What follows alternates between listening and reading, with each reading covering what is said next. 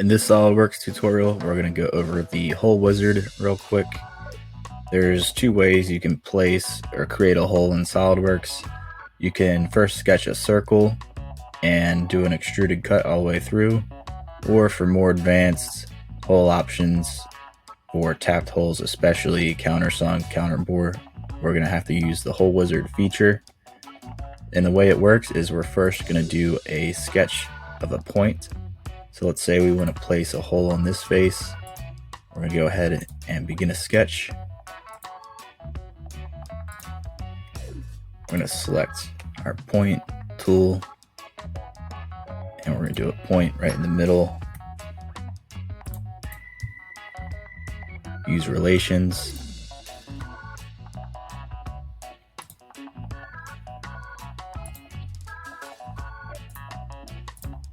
Do a vertical relation there.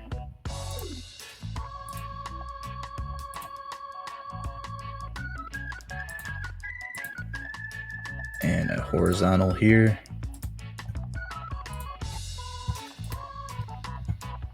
Now that we have it locked in the center, we're going to exit out of that sketch. And now we can open up our hole wizard feature.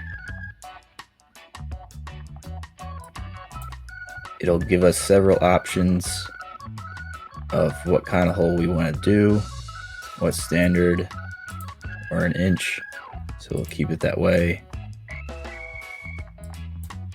The type and our size. It has all the standard sizes you'd see at a Home Depot. Gives us more advanced options for the type of fit, the depth of it, if we would go through all, or from a distance, so on and so forth. So for now, we're going to do a countersunk hole.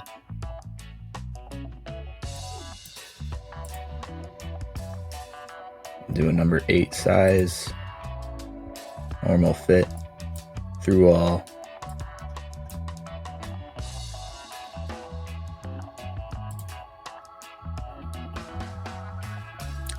So now we have to select where it's going to go, and now that it's a 3D sketch option, it'll give us the option of placing right on the point we drew. So we'll select the point that we placed on that sketch already, and you can see a preview of where it's going to go. We'll select OK, and it automatically creates our countersunk hole for us all the way through. Say if this part was bolting on top of something and you needed a flush screw on this face. So that's just a quick preview of the hole wizard feature.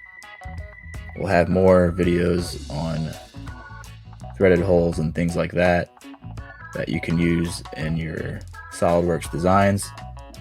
Subscribe to the channel if you haven't already, and we'll see you next time.